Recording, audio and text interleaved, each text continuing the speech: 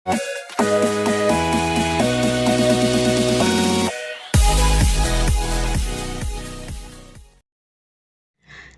semuanya, selamat datang kembali di channel Nana Susanto Official. Sebelumnya terima kasih sudah mengklik video ini ya guys. Di video kali ini kita akan membahas rangkuman sebuah seri drama Korea berjudul Hometown Cha-Cha-Cha. Yang mana ini drama lagi booming banget nih guys. Nah, karena drama ini masih ongoing, jadi kita akan bahas secara singkat dari episode pertama sampai episode ke-8 dulu ya guys. Hometown Cha-Cha-Cha ini telah memenuhi harapan tinggi para pecinta drama Korea dengan adegan akhir yang menggetarkan hati sampai episode ke-8 guys. Hometown Cha-Cha-Cha dari TVN adalah remake dari film Mr. Hong yang dibintangi oleh Shin Min-a sebagai Yoon Hye-jin, yaitu seorang dokter gigi yang pindah dari Seoul ke desa tepi laut Gongjin. Sementara Kim Sun-ho di Hometown Cha-Cha-Cha ini berperan sebagai Hong Du-sik yang mana dia adalah seorang ahli pekerjaan sampingan yang membantu semua orang di sekitar kota. Ya bisa dikatakan dia ini sebenarnya pengangguran guys, tapi banyak acara. Cuman kalau penganggurannya model begini kayaknya banyak juga ya cewek yang ngantri. Lanjut. Di episode ke-6 dihadirkan Lee Sang-yi yang memerankan sebagai Ji Sung-hyun, seorang bintang variety show produser direktur atau PD.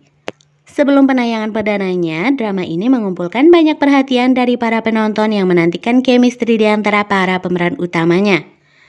Sejauh ini sih memang Hometown Cha-Cha-Cha tidak pernah mengecewakan guys, karena setiap episodenya berakhir dengan romantis. Dengan epilog yang membuat penonton semakin bersemangat untuk tayangan berikutnya. So, tanpa berlama-lama lagi, yuk kita bahas rangkuman episode terbaik dari Hometown Cha-Cha-Cha sejauh ini. Di episode pertama diceritakan kalau Hye-jin ini keluar dari klinik besar tempat dia bekerja gara-gara berselisih sama dokter seniornya guys. Untuk menghilangkan rasa penatnya, Hye-jin pergi ke Gongjin dan mengenang masa-masa bersama mendiang ibunya. Nah, disinilah awal pertemuan Hye-jin dan Du-sik setelah mereka dewasa. Selain sudah memiliki pertemuan pertama yang tidak biasa di Gongjin sebagai orang dewasa, Hye-jin dan Du-sik ternyata benar-benar kembali ke masa kecil mereka. Jadi mereka ini pernah ketemu sebelumnya waktu mereka kecil guys.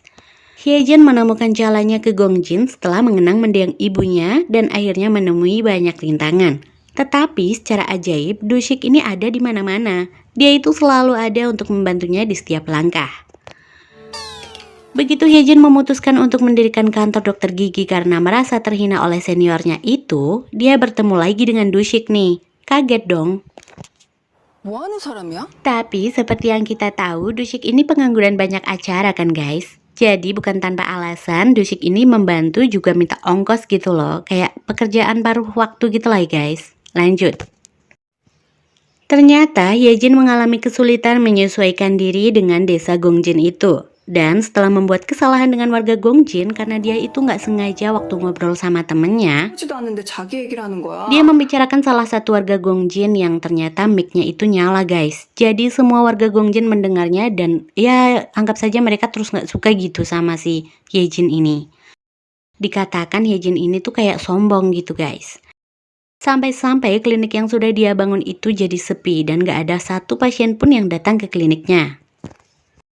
Hong Du-sik yang bukan orang biasa di desa Gongjin menyadari hal ini dan mengambil tindakan sendiri. Ya hitung-hitung kayak mau bantuin si Hye-jin, menandakan perubahan dalam hubungan mereka.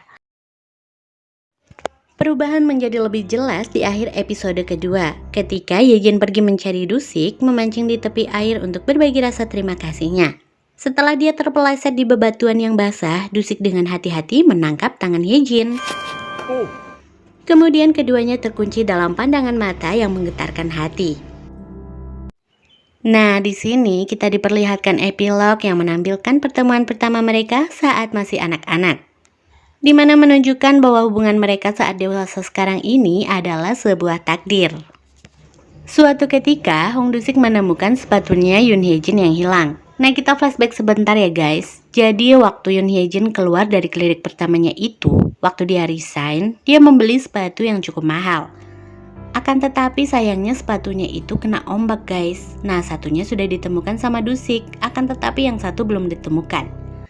Kali ini Du-sik menemukan sepatu sebelahnya lagi.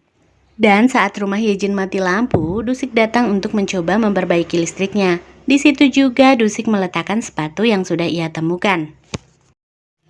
Saat Yoon Hye Jin tahu kalau Dusik menemukan sepatu sebelahnya, dia tersenyum cerah saat melihatnya. Meski rumahnya padam, begitu dia memakai sepatu, lampunya mulai menyala satu persatu. Seolah-olah dia berada di negeri dongeng. Kemudian di akhir episode ini menjelaskan bagaimana Hong Dusik menemukan sepatunya Hye Jin saat ia berada di tepi air dan mengikuti tutorial di YouTube. Gimana cara mengeringkan sepatu tersebut sebelum mengembalikannya. Di sini kelihatan banget kan guys kalau Hong Dusik sudah mulai menunjukkan kepeduliannya kepada Hye Jin. Lambat laun hubungan mereka terlihat semakin dekat. Setelah berbagi kenangan masa kecil tentang ibunya di rumah Hong Dusik, Hye Jin tersedak dan mulai mengipasi dirinya sendiri karena malu, mengklaim bahwa dia itu tuh seksi guys. Saat Dusik memegang secangkir es, dia diam-diam mengangkat tangannya ke pipi Hye Jin dan menatapnya sambil berkata lembut. 뜨겁다 너무. Keesokan paginya, Hye Jin terbangun yang ternyata dia itu ketiduran di rumah Dusik guys. Nggak taunya waktu dia keluar, si emak tukang gosip melihat Hye Jin. Alhasil rumor tentang Hye Jin dan Dusik pun menyebar begitu cepat. Perlahan ingatan Hye Jin mulai kembali. Ternyata pada malam hari mereka itu mabuk keluar rumah dan gak jelas banget. Hye Jin pokoknya kayak orang gila gitu guys. Tetapi hubungan pasangan itu berubah menjadi lebih buruk. Saat hujan mulai turun di luar, Dusik meraih tangan Hye Jin untuk melompat-lompat di tengah hujan sambil berkata. Sejenak setelah mereka asyik bermain, Hye Jin kembali teringat di malam saat mereka mabuk. Hye Jin perlahan mencium Dusik. Saat Hye Jin bertanya apa benar gak ada yang terjadi di malam itu, dengan tegas Dusik bilang kalau gak terjadi apa-apa di antara mereka.